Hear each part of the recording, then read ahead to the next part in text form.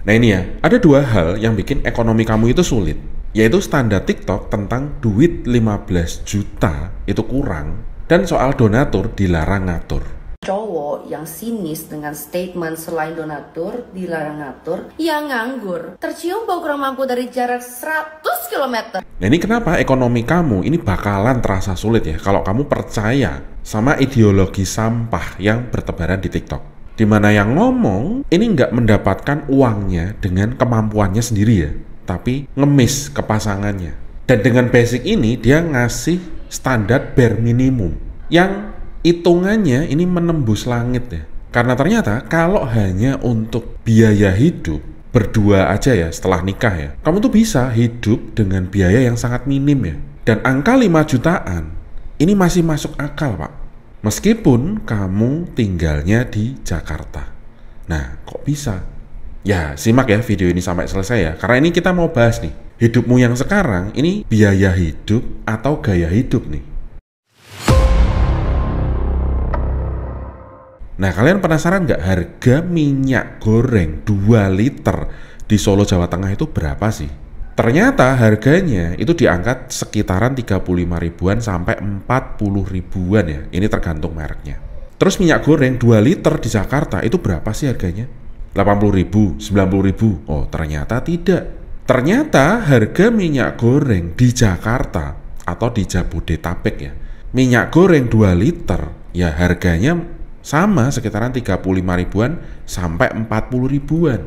Begitupun harga sabun mandi, sabun colek, sabun cuci, kecap, saus. Ini yang mereknya standar-standar aja ya. Mau harganya di Surabaya, mau di Pemalang, itu sama ternyata. Jadi di sini sebenarnya kita sudah cukup tahu ya, kalau itu bahan pokok termasuk beras ya. Mau kamu di Jakarta, di Surabaya, Malang, Semarang, Jogja, ya harganya kurang lebihnya sama. Nah pertanyaannya sekarang kenapa sih gajinya bisa beda antara misalkan Jakarta sama Solo nih?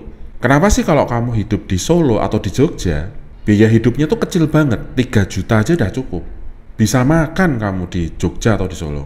Sementara di Jakarta, nah kok katanya malahan gaji 15 juta aja nggak cukup. Nah ini, jadi harus tuh punya gaji 30, 40, 50 juta di Jakarta. Apakah pendapat ini bisa dibenarkan? Nah padahal berdasarkan data, ini banyak ya warga Jakarta yang gajinya ini masih di bawah dari UMK Jakarta. Dan rata-rata warga Jakarta ini penghasilannya tidak lebih dari 10 juta. Ya kisarannya di angka 7-8 jutaan lah ya. Nah ini yang jadi kontra opini nih, dimana ada orang yang nyebarin paham bahwa gaji 15 juta aja ini nggak cukup. Apalagi kalau udah buat rumah tangga ya. Sementara penghasilan orang pada umumnya ini yang nggak nyampe segitu. Apalagi kalau misalkan kamu tinggalnya di daerah, di Solo, di Jogja, penghasilan 5 juta aja udah bagus. Ini artinya opini yang seperti ini berbahaya dong. Nganggep kalau nilai penghasilan 15 juta ini dianggap nggak cukup atau dianggap kecil.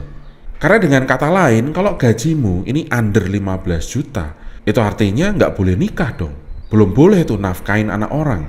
Karena cewek-ceweknya ini punya standar, pasangannya ini harus punya penghasilan 20-30 juta, yang jelas di atas 15 juta lah ya. Ya ada orang yang punya penghasilan 20-30 juta dan masih muda, itu ada. Misalkan kerjanya tuh di pertambangan, atau ya kerjanya di lepas pantai, atau kerja di perusahaan Big 3 nih. Misalkan kerja di Goto, Shopee, perbankan besar seperti BCA, BRI, Mandiri, dan itu di kantor pusatnya ya. Cuman masalahnya berapa banyak sih, atau kalau kita bandingkan ya, berapa persen sih orang yang kerja di Big 3 dibandingkan sama orang yang kerja menjadi karyawan swasta biasa. Terutama syaratnya ini harus muda, belum nikah, dan mau nikah. Ternyata kalau dihitung ini kecil banget Pak angkanya, cuman sekitaran 1% aja.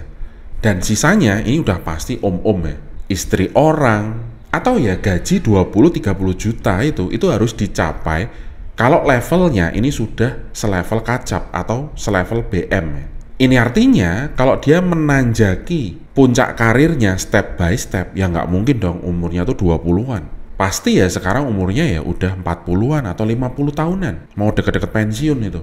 Karena nggak mungkin kamu yang umurnya masih 20 tahunan tiba-tiba jadi branch manager. Kecuali mau ditumbalkan ya. Ya mirip lah seperti bosnya Patra Niaga kemarin yang masuk penjara ya. Itu artinya kalau kamu maksa wajib punya pasangan yang penghasilannya di atas 15 juta. Yaitu kamu kalau nggak jadi simpenan orang yang ngerebut suami orang. Oke, siapapun yang dengerin konten ini bukan artinya suamiku tuh bisa kok effort di atas 15 juta, bahkan sampai 30 juta. Dan aku bukan simpanan. Ya enggak itu poinnya ya. Karena it's good kalau suami kamu bisa memberikanmu itu lebih dari 15 juta. Karena artinya suamimu itu adalah 1% dari penghasilan orang Indonesia yang rata-rata sesuai data ya, ternyata di angka 3 jutaan. Nah yang jadi masalah adalah ketika angka 1% tersebut ini menjadi bare minimum biar bisa kamu hidup berdua dan agar nggak cowoknya itu dikatain sebagai cowok mukondo. Ya ini udah cacat logika pak. Karena 99% lainnya di usia 20-an ya cowok itu penghasilannya tuh masih di angka UMR atau malah yang di bawah UMR itu ya juga lumayan banyak. So ya, ini hati-hati ya bikin standar yang nggak nepak tanah nih, nyundul langit. Karena kalau standar TikTok ini menjadi patokan, wah ngeri pak. Ini maksudnya nggak membenarkan mokondo ya. Ya mokondo mah mokondo aja. Dan itu ada fakta. Yang jadi masalah adalah ketika ada keluarga baru nih, baru nikah. Istrinya dikasih nafkah 10 juta. Dikatain mokondo. Gara-gara nafkahnya ini nggak sampai 15 juta.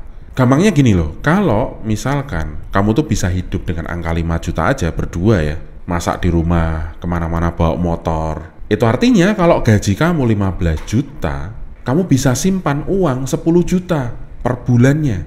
Bahkan kalau misalkan kamu nggak punya rumah, ya bisa sewa. Cost family itu ya harganya sekitaran 4 jutaan per bulan tuh. Dan itu kamu masih bisa nyimpen 6 jutaan rupiah per bulannya.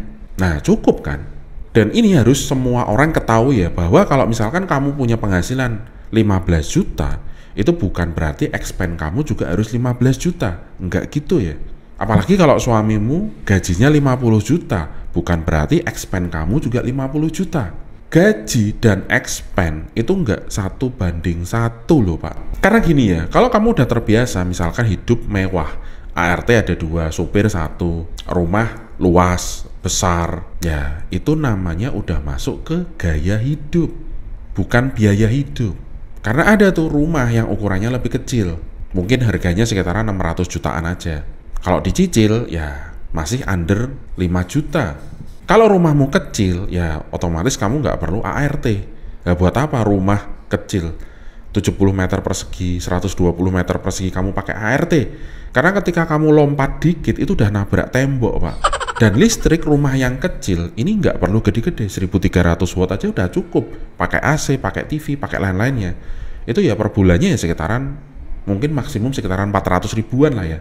Dan itulah kenapa yang punya rumah besar, expense bulanannya pun juga ikutan besar, karena listriknya ya nggak mungkin 400 ribuan, bisa jadi 1 juta atau 1.500.000. Nah inilah yang disebut gaya hidup. Dan gaya hidup ini sebenarnya boleh ya, nggak salah sama yang namanya gaya hidup. Yang salah adalah menjadikan standar gaya hidup menjadi biaya hidup. Sehingga kalau misalkan ada cowok yang nggak bisa afford gaya hidupmu, itu dibilang sebagai pengangguran, mokondo. Nah ini udah kesalahan ya, cacat logika ya. Akhirnya ya ini kita udah masuk ke kesimpulannya aja ya. Artinya kalau kamu sebagai cowok ya carilah seorang wanita yang standar hidupnya ini masih nepak tanah pak, yang masih masuk ke logika biaya hidup, bukan malah gaya hidup.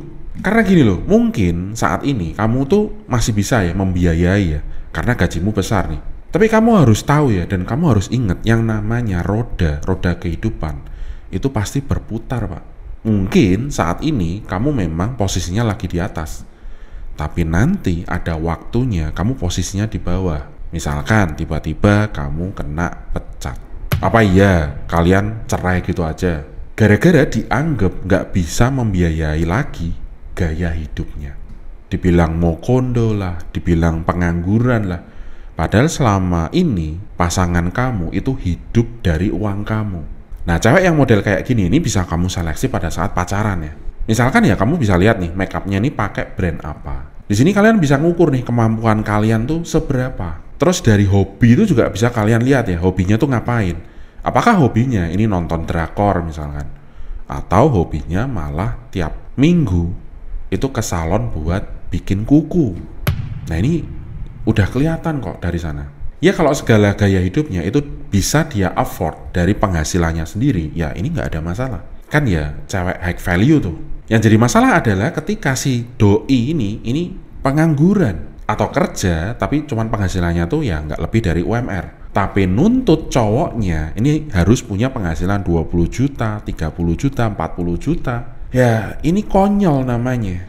Ditambah kalau ceweknya ini malah jelek-jelekin anak kecil dan bandingin sama dirinya sendiri. Sementara ini cewek cantiknya cuman gara-gara operasi. Ya elah. Ini sih ceweknya udah nggak red flag lagi ya. Tapi yellow flag pak. Alias kubur aja dalam-dalam tuh perasaanmu, bukan orangnya ya. Ya coba dipikirkan lagi ya. Kan ada tuh katanya kalau cewek tuh harus realistis. Ya sama aja, jadi cowok tuh juga harus realistis. Karena kalau cowok yang realistis itu bisa nabung dari penghasilannya sendiri, bukan menghabiskan uangnya, penghasilannya untuk istrinya. Karena apa? Ya karena namanya rumah itu dicicil pak. Namanya mobil itu juga dicicil, dibeli. Dan bayar cicilannya dari mana kalau uangnya itu habis buat kebutuhan si istri? Harus korupsi gitu?